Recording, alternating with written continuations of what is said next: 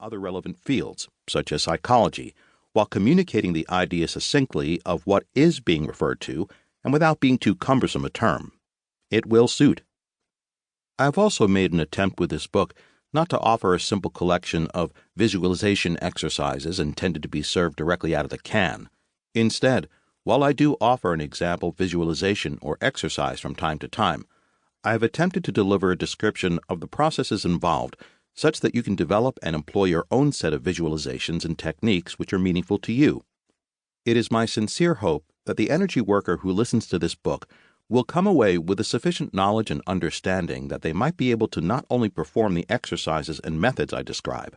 Far more importantly, I hope that you come away from this book with an understanding that allows you to innovate and develop your own methods.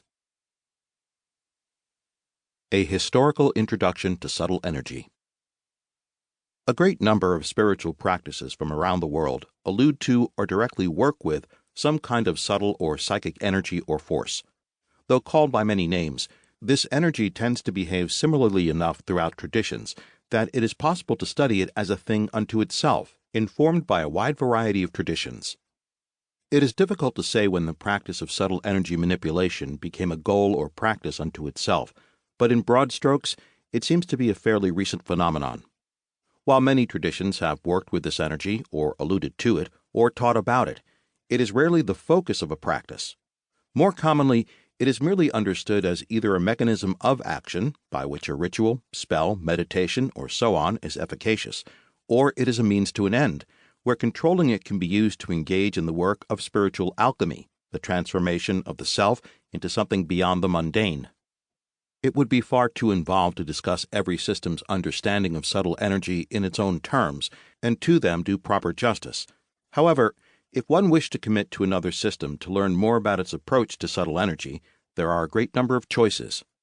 Qi in the Chinese systems, as understood in the internal martial arts, or Ki in the Japanese language and its systems, including Reiki, are well-known examples of such a subtle energy. In India, there are yogic practices focusing on prana, or breath. Tibetans understand the body channels to be full of moving lung, or wind. In the scientific materialism of the Soviet Union, bioplasma was the term used to describe the proposed force by which psychokinesis was possible, and in the West, we have long used the term psi for the unknown, and psi energy became the common term to describe this, with the CIA in its research using the term psychoenergetics for the entire field. In this book, I have chosen to use the term subtle energy as a descriptive term which does not carry with it the materialistic or scientific implications of words like psychoenergy or bioplasma, nor the cultural baggage of terms like qi or lung.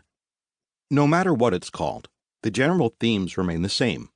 Subtle energy is the vehicle by which psychic or magical effects may be achieved, and the manipulation of which is a psychic discipline unto itself. However, in all of the aforementioned traditions, this subtle energy is worked with only as a means to an end. Achieving control over it may only be important as a stepping stone to another greater result, be it physical, spiritual, or mental.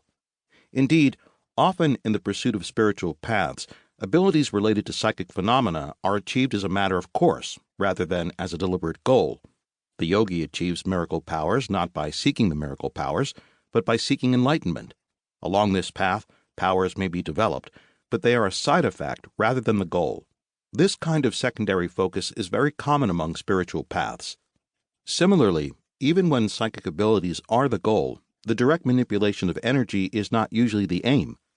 In trying to develop telepathy, clairvoyance, or psychokinesis, questions about psi energy or so on might be entertained, not because there is inherent value in such energetic work, but because of the potential abilities to which it relates.